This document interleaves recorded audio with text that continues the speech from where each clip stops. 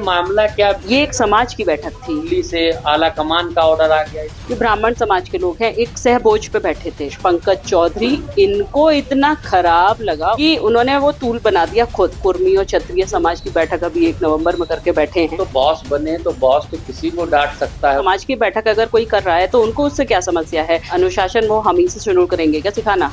की सरकार बनाई है तो हम चाहेंगे कि आप हमारे लिए आवाज उठाएं। हमारी संख्या ज्यादा होती है तभी वो हम चुन के भेजते हैं। ये बात उनको स्वीकारनी पड़ेगी। आवाज उठाएगा तो उसको तानाशाही की कलम से दबा दिया जाएगा।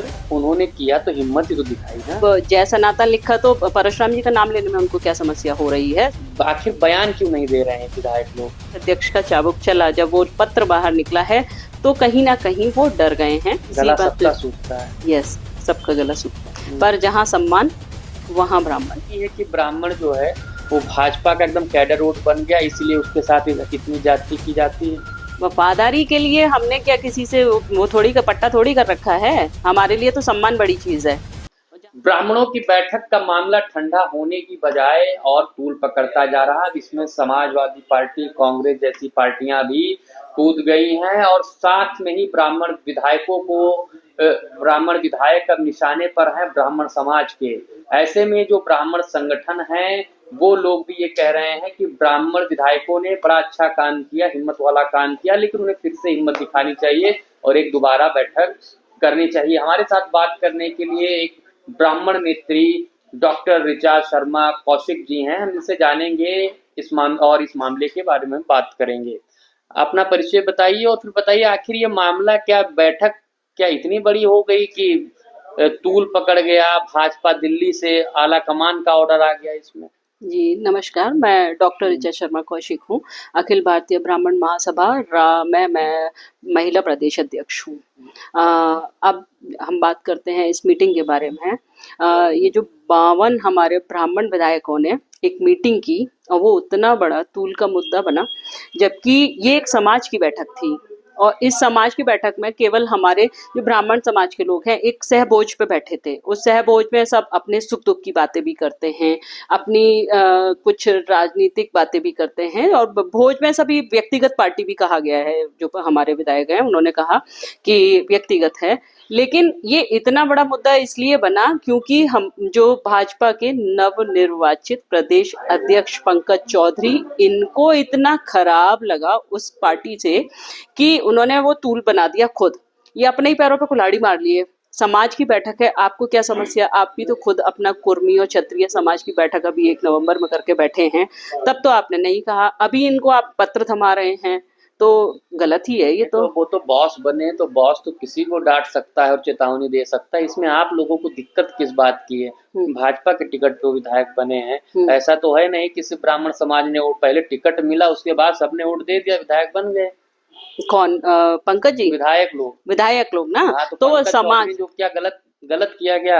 बिल्कुल पूरी तरह से गलत है। समाज की बैठक अगर कोई कर रहा है तो उनको उससे क्या समस्या है? जब भाजपा में और समाजों की मीटिंग होती है तो अगर हमारे ब्राह्मण समाज के लोगों ने, हमारे प्रतिनिधियों ने अगर मीटिंग करी है तो उससे समस्या क्या पैदा हुई? पंकज चौधरी प्रदेश अध्यक्ष नहीं थे जब बाकी बैठकें हुई थी। तो कोई बात नहीं है, तो अनुशासन वो हम ही से शुरू करेंगे क्या सिखाना?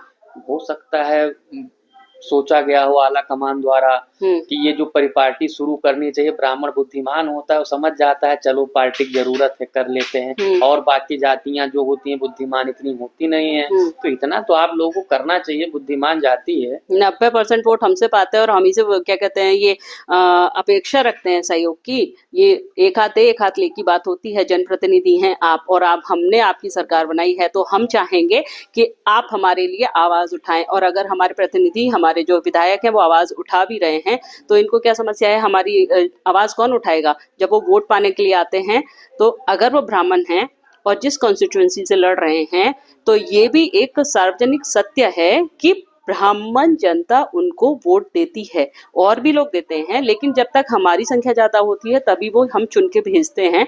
ये कहीं ना कहीं एक सत्य है और ये बात उनको स्वीकारनी पड़ेगी। जिनके आवास पे बैठक हुई थी पीएन पाठक, वो भी उन्होंने कल एक पोस्ट किया और लिखा जय श्री राम, जय सनातन, जय भाजपा। उन्होंने लिखा सनातन के अनुसार ब्राह्मण सबसे उच्च और बौद्धिक माना जाता है और जहाँ बौद्धिक लोग ये ब्राह्मण बैठते हैं वहाँ सर्व समाज की चर्चा करते हैं, धर्म की चर्चा करते हैं। क्या लगता है लगभग 6 दिन के बाद में पाठक जी का पोस्ट आया और बात इस समय परशुराम की चल रही है, फरसे चल रही है, लेकिन उन्होंने जय परशुराम नहीं लिखा। इसको लेकर क्या कहना चाहिए? इसको हम कहेंगे वो डर गए हैं, उनको समझा दिया गया है। और वहां तो एक परिपाटी चली हुई है, तानाशाही का दौर चल रहा है कि अगर कोई भी आवाज उठाएगा तो उसको तानाशाही की कलम से दबा दिया जाएगा। तो उनको डर लग गया है और वो उनमें अब इतनी भी हिम्मत नहीं बची कि वो एक जय परशुराम का नारा भी लगा दें। नहीं, पोस्ट उन्होंने किया तो हिम्मत ही तो दिखाई ना। जब जय परशुराम नहीं लिखा तो फिर कैसी हिम्मत? अरे जय सनातन तो लिखा, जय श्री राम तो लिखा। हाँ, अब जय सनातन लिखा तो परशुराम जी का नाम लेने में उनको क्या समस्या हो रही है? सनातन धर्म तो सभी के लिए है, हम सनातनी हैं, हमारा पूरा विश्व सनातनी है, हम तो कह ही नहीं रहे इस बात को। नहीं, क्या लगता है ये हिम्मत दिखाई है या फिर आखिर बयान क्यों नहीं दे रहे हैं विधायक लोग? विधायक लोगों ने पहले देखिए, सच्चाई तो ये है कि थोड़ी हिम्मत की, थोड़ी सी कमर कसी लोगों ने इकट्ठा होने की, लेकिन जब इकट्ठा हो गए और उसके बाद में जब इनके प्रदेश अध्यक्ष का चाबुक चला, जब वो पत्र बाहर निकला है तो कहीं ना कहीं वो डर गए हैं। सबको डर लगता है कहीं ना कहीं, किसी न किसी गला बात सबका सूखता है। यस, सबका गला सूखता है। जो एक ऐड आता था। हाँ जी, और ये जो डर क्या है, लगता है अगर ऐसे रहा 2090% वोट की आपने बात की है तो 27 में किधर रहेगा ब्राह्मण समाज? क्योंकि अखिलेश यादव की तरफ से भी ऑफर हो गया है। देखिए ऑफर सभी जगह से हो रहे हैं, पर जहाँ सम्मान वहाँ ब्राह्मण। सम्मान तो लोग कहते हैं भाजपा में ही है, डिप्टी सीएम बना दिया और कहीं डिप्टी सीएम कहाँ है? क्यों? कांग्रेस में क्या कभी मुख्यमंत्री नहीं रहे हैं? इस तरह से थोड़ी होता है। 90 दशक से पहले रहे हैं, उसके बाद में तो कभी कुछ नहीं रहा ना। नहीं तो ये बताइए, सम्मान नहीं मिलेगा तो वहां क्यों जाएंगे? वोटर्स को भी अभी गांव-गांव और हर गली-गली जाइए। इस बैठक की वजह से ब्राह्मणों में मतलब ये दुष्प्रचार गया है कि ब्राह्मणों का साथ नहीं देने वाले। ऐसा तो नहीं है कि ब्राह्मण जो है वो भाजपा का एकदम कैडर वोट बन गया इसलिए उसके साथ इतनी जाति की जाती है?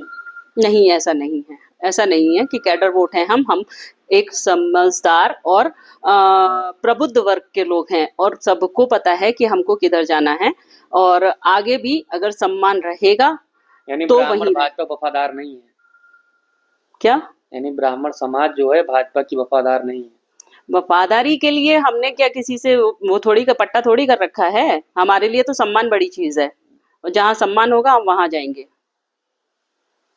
तो सुना आपने, हमारे साथ बात करने के लिए ब्राह्मण नेत्री डॉक्टर ऋचा थी। इनका कहना है कि जो ब्राह्मण विधायक थे उन्हें हिम्मत तो दिखाई थी लेकिन अब उन्हें दोबारा हिम्मत करनी चाहिए थी, लेकिन लगता है कि प्रदेश अध्यक्ष की फटकार और डांट के बाद में अब वो लोग डर गए हैं और अब कोई बयान नहीं दे रहे हैं। बात रही 2027 की तो उनका कहना है ब्राह्मण समाज बौद्धिक वर्ग है और 27 से पहले तय करेगा कि उसे किसके साथ रहना है। कैमरामैन आलोक के साथ रोमिश 92 भारत लखनऊ।